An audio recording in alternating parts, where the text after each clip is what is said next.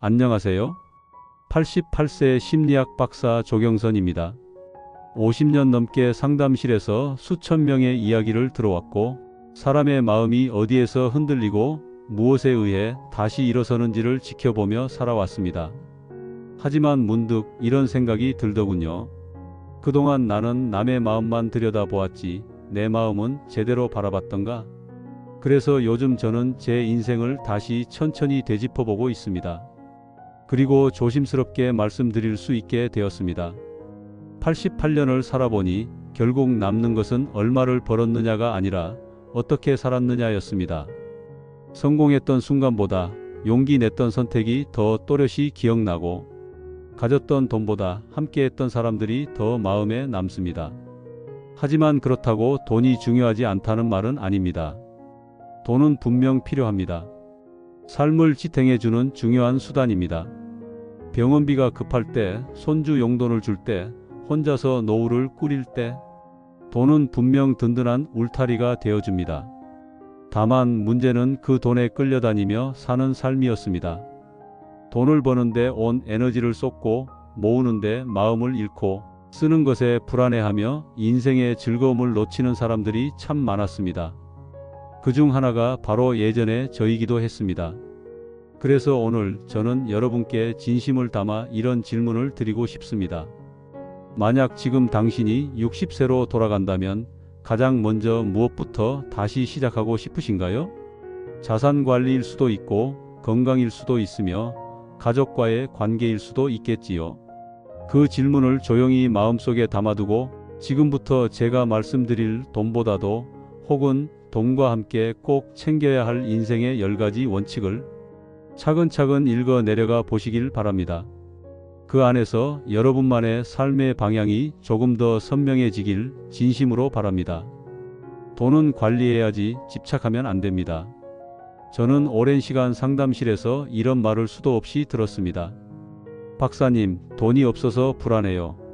자식한테 손 벌리는 게 싫어요. 그리고 또 어떤 분은 이렇게 말하셨죠. 돈은 있는데 마음이 하나도 안 편해요.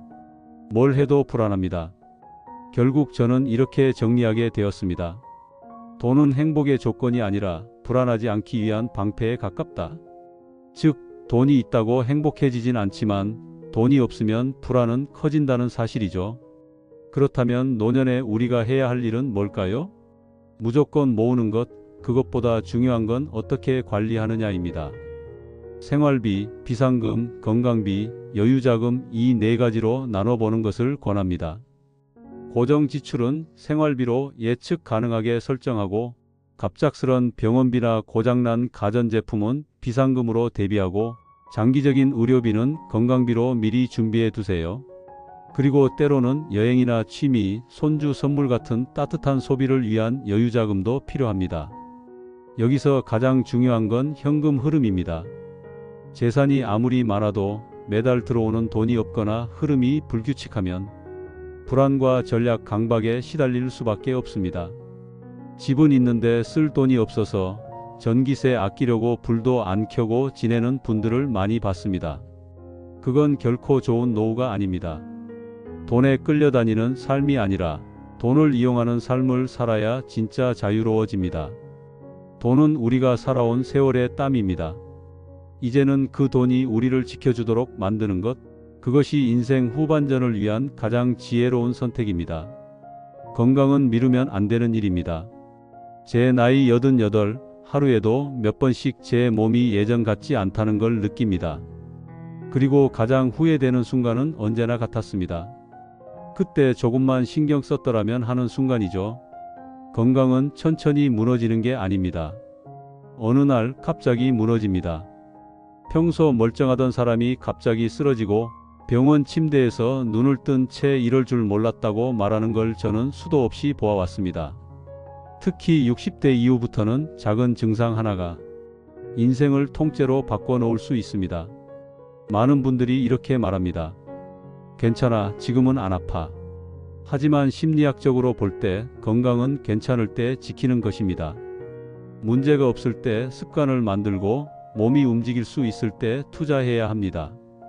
하루 30분 걷기, 주 2회 근력 운동, 그리고 무엇보다 정기적인 건강검진, 이 세 가지는 노년의 생명보험입니다. 여기서 중요한 건 꾸준함입니다. 1시간 운동하고 3일 알아누우면 의미가 없습니다. 짧더라도 매일 몸에 무리가 가지 않도록 습관처럼 하는 것, 그것이 진짜 건강관리입니다. 그리고 꼭 드리고 싶은 말이 있습니다. 돈이 많다고 건강을 되돌릴 수는 없습니다. 병원비는 낼 수 있어도 잃은 근육, 굳은 관절, 망가진 심장은 되돌리기 어렵습니다. 그래서 지금 괜찮을 때가 가장 중요한 시기입니다. 건강은 인생의 기반입니다. 지금 당신이 걷고 먹고 손으로 컵을 드는 이 사소한 동작들이 사실은 엄청난 축복이라는 걸 뒤늦게 깨닫기 전에 지금부터 몸을 돌보시길 바랍니다. 건강은 절대 미루면 안 되는 인생 최대의 자산입니다. 인간관계는 투자가 필요한 자산입니다. 88년을 살다 보니 정말 뼈저리게 느낀 게 하나 있습니다. 사람은 결국 사람 덕에 살고 사람 때문에 무너집니다. 심리학을 전공하고 수많은 상담을 하며 들었던 이야기 중 가장 많은 건 관계에 대한 고민이었습니다. 자식이랑 연락이 끊겼어요. 친구도 다 떠나고 이제 혼자예요. 부부 사이인데도 말이 안 통해요. 여러분, 인간관계는 시간이 흐르면 저절로 좋아지는 게 아닙니다. 오히려 가만히 두면 점점 멀어지는 게 인간관계입니다. 그래서 저는 인간관계를 감정의 예금 통장이라고 표현합니다. 젊을 때부터 조금씩 마음을 투자해야 나이 들어서 꺼내 쓸 수 있는 겁니다. 지금 당신의 하루에 누군가를 위해 쓰는 시간은 얼마나 되시나요? 친구에게 전화를 걸어본 게 언제였는지, 배우자와 손을 잡고 산책한 게 마지막이 언제였는지 떠올려 보세요. 그저 잘 지내지? 보고 싶어서 전화했어 라는 한마디가 서로의 거리를 다시 좁힐 수 있습니다. 그 말 한마디의 상대는 나는 여전히 누군가에게 소중한 사람이구나 하고 느끼게 됩니다. 또 하나 중요한 건 인간관계는 먼 사람보다 가까운 사람부터 다시 시작해야 한다는 점입니다. 이웃, 자녀, 형제, 배우자. 멀게만 느껴졌던 그들과의 사이가 실은 따뜻한 말 한마디, 식사 한 끼, 산책 한 번으로 조금씩 회복될 수 있습니다. 인간관계는 단지 외로움을 막기 위한 것이 아닙니다. 우리가 마음을 줄 수 있는 존재가 있어야 인생이 의미 있고 따뜻해집니다. 사람과의 연결은 노후에 가장 필요한 감정의 안전망이자 가장 오래가는 인생의 자산입니다. 지금이라도 늦지 않았습니다. 오늘 한 사람에게 먼저 안부를 전해보세요. 그 한마디가 당신의 노년을 변화시킬 첫 걸음이 될 수 있습니다. 제가 살아보니 돈보다 더 무서운 건 바로 시간의 속도였습니다. 젊을 땐 시간이 무한한 줄 알았죠. 나중에 하지, 조금만 더 있다가 은퇴하면 천천히. 하지만 나이 들고 나서 알았습니다. 시간은 기다려주지 않는다는 것, 그리고 한번 지나간 시간은 절대 되돌릴 수 없다는 걸요. 저는 심리상담을 하면서 수없이 들었던 후회 중 하나가 이것입니다. 그땐 시간이 많을 줄 알았어요. 부모님 살아계실 때 여행 한 번 못 갔어요. 퇴직하고 뭐라도 하려 했는데 벌써 10년이 지나버렸네요. 우리는 종종 돈을 절약하듯 시간을 아끼려고 하지만 실은 대부분 시간을 흘려보내고 있습니다. 특히 60세 이후의 시간은 그 어떤 시기보다 빠르게 지나갑니다. 몸도 마음도 예전 같지 않기에 계획 없이 지내다 보면 눈 깜빡할 사이에 몇 년이 훌쩍 가버립니다. 그렇기에 이제는 시간을 보낼 것이 아니라 쓸 것으로 바꿔야 할 시기입니다. 보고 싶었던 사람을 만나고, 가고 싶었던 곳을 가보고, 배우고 싶었던 것들을 하나씩 시작해보는 겁니다. 물론 처음엔 어색하고 두려울 수 있습니다. 하지만 한 가지 확실한 건 지금이 앞으로 남은 인생에서 가장 젊은 날이라는 사실입니다. 그리고 중요한 건 작은 시작입니다. 책 한 권 읽기, 10분 명상하기, 동네 산책하기, 온라인 강의 듣기, 친구에게 안부 문자 보내기. 이런 사소한 행동 하나가 시간의 질을 바꾸고 결국 인생을 바꿉니다. 시간은 눈에 보이지 않지만 우리 삶의 방향을 바꾸는 가장 강력한 자산입니다. 돈은 다시 벌 수 있지만 시간은 다시 만들 수 없습니다. 오늘 하루 무엇을 위해 쓰고 계신가요? 당신의 하루가 누군가의 명예로운 은퇴가 아니라 여전히 살아 숨 쉬는 삶이 되길 바라며 지금 이 순간부터 시간을 가장 값지게 써보시길 권합니다. 마음의 평화는 연습으로 찾아옵니다. 88년을 살아보니 나이가 들수록 몸보다 더 예민해지는 게 있습니다. 바로 마음입니다. 젊을 땐 바쁘게 살다 보니 감정을 돌아볼 시간도 없었고 속이 불편해도 그럴 수 있지 하고 넘길 수 있었습니다. 하지만 나이가 들수록 마음속 작은 불편함이 삶 전체를 무겁게 만들곤 하더군요. 상담실에서 마주한 많은 어르신들이 이런 말씀을 하셨습니다. 잠이 안 와요. 별일 아닌데도 괜히 속상하고 외로워요. 예전 일이 자꾸 떠올라요. 이 말들은 모두 같은 방향을 가리킵니다.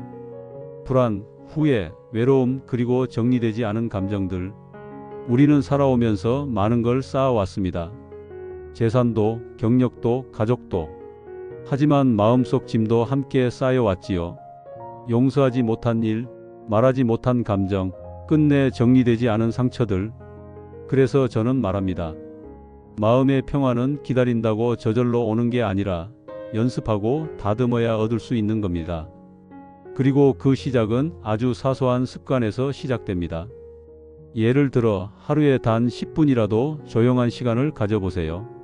텔레비전을 끄고 스마트폰을 멀리 두고 창밖을 보며 숨을 천천히 들이쉬고 내쉬는 것부터 해보세요. 이 짧은 순간이 쌓이면 조급했던 마음도 차분해지고 스스로를 돌아보는 여유가 생깁니다. 또 하나 권하고 싶은 건 감사 일기입니다. 매일 밤 오늘 있었던 감사한 일 3가지를 적어보세요. 햇빛이 따뜻했다. 손주가 전화했다. 내가 오늘도 걸을 수 있었다. 이런 사소한 것들이 마음을 따뜻하게 덮어줍니다. 그리고 무엇보다 중요한 건 자신을 탓하지 않는 연습입니다. 지나간 일은 바꿀 수 없고 앞으로의 일은 오직 지금의 내가 결정할 수 있습니다. 비교하지 말고 후회에 매이지 말고 지금 이 순간을 있는 그대로 받아들이는 법을 배워야 합니다. 마음의 평화는 인생 후반전의 진짜 부입니다. 건강이 조금 부족해도 돈이 조금 적어도 마음이 편안하면 인생은 분명 풍요로워집니다. 오늘 하루 당신의 마음은 평안하신가요? 그 평안을 위해 지금 이 순간부터 천천히 연습을 시작해 보세요. 그것이 당신 인생을 가장 따뜻하게 바꾸는 길입니다. 배우는 자세는 나이를 가리지 않습니다. 제가 60대였을 때 솔직히 이런 생각을 했었습니다. 이 나이에 뭘 새로 배워? 이제 다 끝났지. 그런데 88세가 된 지금은 오히려 이런 생각이 듭니다. 그때 조금 더 배워둘 걸. 세상이 이렇게나 바뀔 줄은 몰랐지. 세상은 늘 변합니다. 스마트폰, 온라인 뱅킹, 키오스크, 영상통화, 챗봇.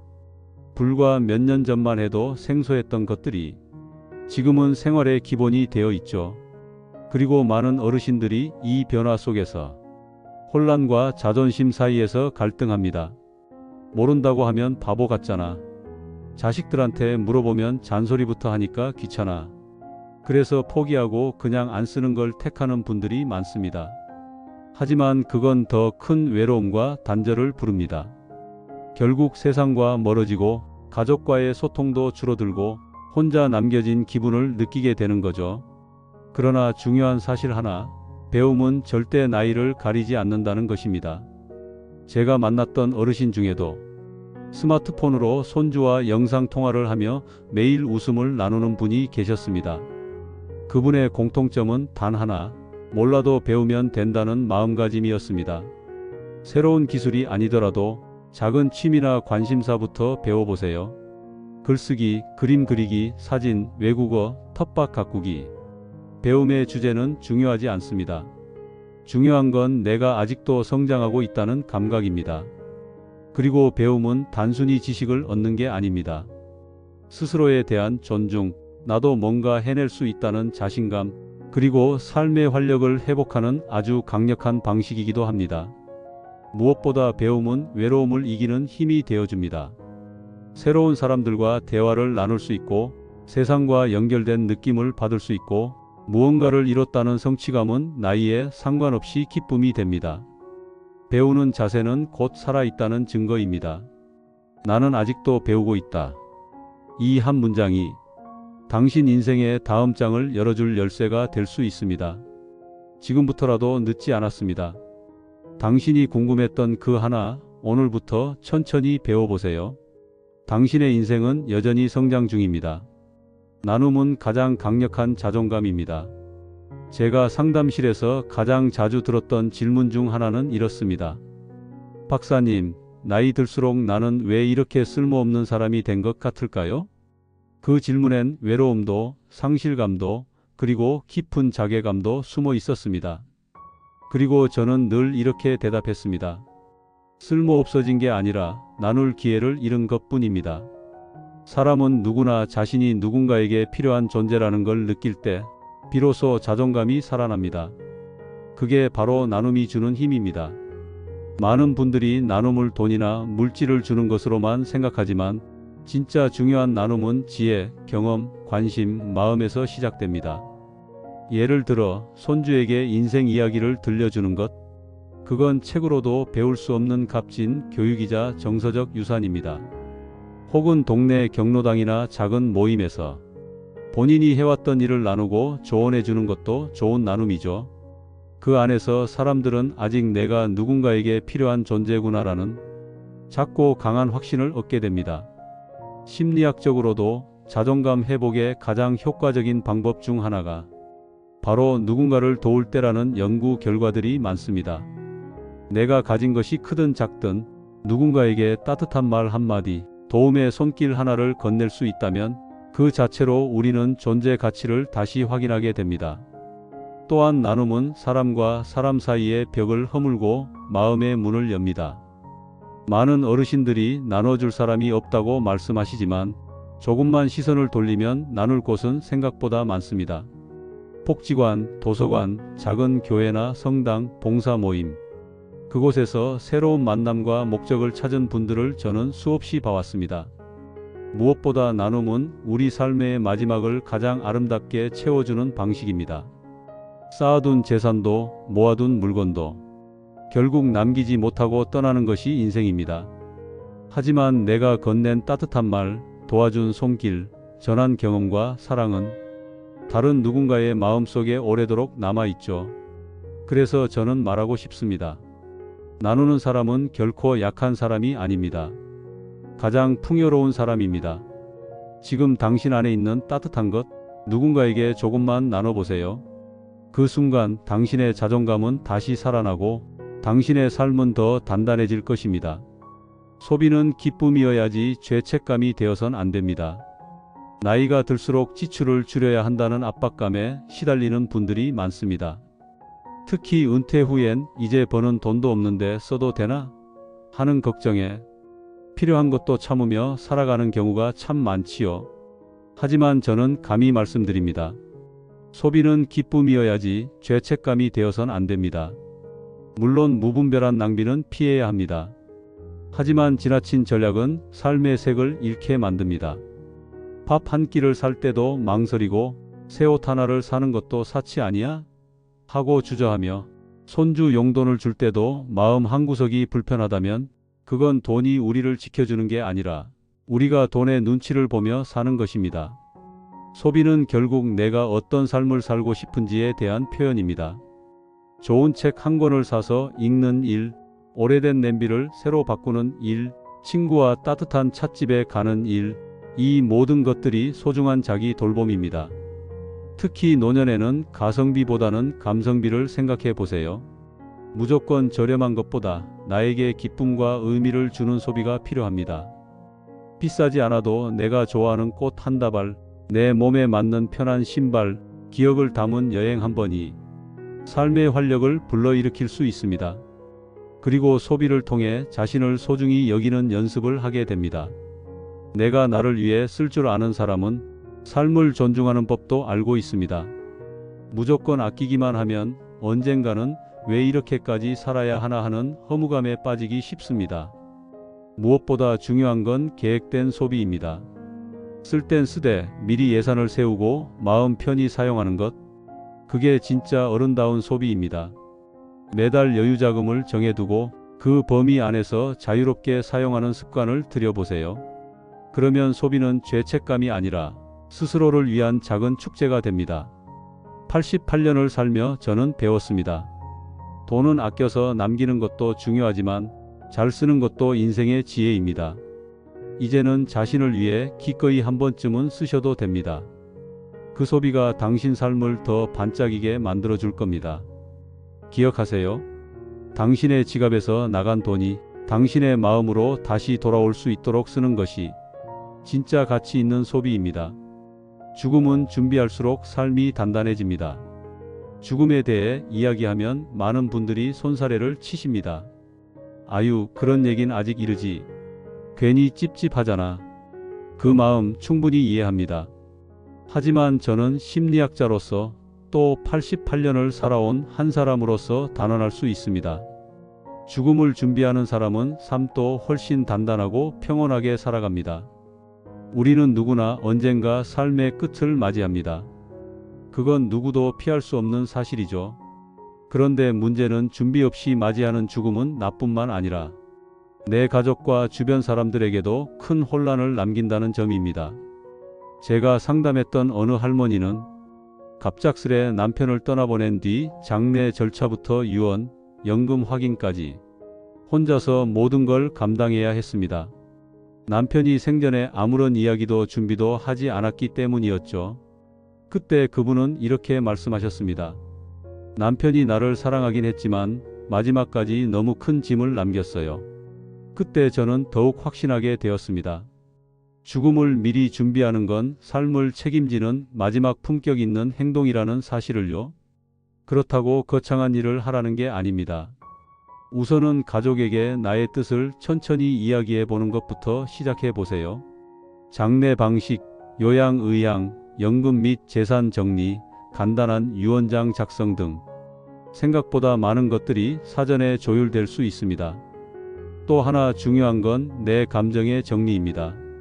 용서하지 못한 사람이 있다면 용서하고 하고 싶었던 말이 있다면 전해보세요. 죽음을 생각하면 오히려 지금의 삶이 더 귀하게 느껴집니다. 죽음을 외면한다고 삶이 길어지는 건 아닙니다. 오히려 죽음을 인정하고 준비하는 순간 우리는 더 책임감 있게 오늘을 살아가게 됩니다. 88세인 지금 저는 이미 제 장례 방식, 재산 분배, 의료 의향서 등을 정리해 두었습니다. 그래서 매일을 훨씬 가볍고 자유롭게 살아갈 수 있습니다. 무거운 짐은 내려놓고 의미 있는 하루에 집중할 수 있게 되었지요. 죽음은 끝이 아니라 삶을 더 깊이 있게 만드는 거울입니다. 그 거울을 외면하지 말고 차분히 들여다보세요. 그럴 때 비로소 당신의 삶은 더욱 단단해지고 당신의 가족은 더 평안해질 것입니다. 삶의 의미는 어떻게 살았는가에서 나옵니다. 88년을 살아오며 가장 많이 들은 질문 중 하나는 이것입니다. 박사님, 도대체 우리는 왜 사는 걸까요? 그리고 저 역시 그 질문을 제 자신에게 수없이 던졌습니다. 젊을 땐 성공이 의미라고 생각했고 중년엔 가족의 행복이 의미라고 믿었습니다. 하지만 지금 제 삶이 저물어가는 이 시점에 저는 조용히 정리합니다. 삶의 의미는 왜 사느냐가 아니라 어떻게 살았느냐에서 나옵니다. 우리는 의미 있는 삶을 거창하게 생각하곤 합니다. 세상을 바꾸는 일, 위대한 업적, 눈에 보이는 성취. 하지만 진짜 의미는 그보다 훨씬 더 소박한 곳에 있더군요. 아침 햇살을 바라보며 감사하는 마음, 누군가의 말에 진심으로 귀 기울였던 순간, 가족에게 따뜻한 밥 한 끼를 차려주던 그 평범한 날들, 그 작은 순간들이 모여 인생의 무늬가 완성됩니다. 상담실을 찾은 많은 어르신들이 인생 말년에 이런 말을 하십니다. 내가 잘 살았는지 모르겠어요. 저는 그럴 때 이렇게 물어봅니다. 누군가를 진심으로 사랑해 본 적 있나요? 누군가에게 도움을 준 적 있나요? 후회되는 선택을 다음엔 다르게 해보려 했던 적 있나요? 이 질문에 네라고 대답할 수 있다면 그분은 분명 의미 있는 삶을 살아오신 겁니다. 삶의 의미는 완성형이 아닙니다. 지금도 매일매일 써 내려가는 중입니다. 그리고 그 방향은 내가 어디를 바라보고 있느냐에 따라 달라집니다. 돈을 향해 살면 남는 건 숫자지만 사람을 향해 살면 남는 건 온기입니다. 소유를 위해 살면 끝은 불안이지만 나눔과 성찰을 위해 살면 끝은 평화입니다. 이제 남은 인생은 내가 무엇을 이루느냐가 아니라 무엇을 남기느냐의 시간입니다. 손주에게 전해줄 이야기 한 편, 아내 혹은 남편에게 고마움을 담은 손편지 한 장, 이웃에게 건넨 따뜻한 미소 하나, 이 모든 것이 당신 삶의 의미를 더 풍성하게 만들어줍니다. 88세인 제가 감히 말씀드립니다. 의미 있는 삶이란 특별한 사람이 특별한 일을 하는 것이 아닙니다. 바로 지금 당신처럼 평범한 사람이 진심을 다해 하루를 살아내는 것, 그것이 가장 숭고한 인생의 의미입니다. 지금까지 제 이야기를 끝까지 들어주셔서 감사합니다. 88년을 살아온 인생의 작은 지혜가 당신의 남은 길에 작은 등불이 되었으면 합니다. 노년은 끝이 아니라 다시 시작할 수 있는 시간입니다. 지금부터라도 조금 더 나를 아끼고 조금 더 따뜻하게 살아갈 수 있도록 함께 걸어보지 않으시겠어요? 이 채널 슬기로운 노년의 길에서는 삶의 후반전을 더욱 지혜롭고 평화롭게 살아가기 위한 다양한 이야기와 실천법을 꾸준히 나눌 예정입니다. 구독과 좋아요는 건강하고 따뜻한 노년을 위한 첫걸음입니다.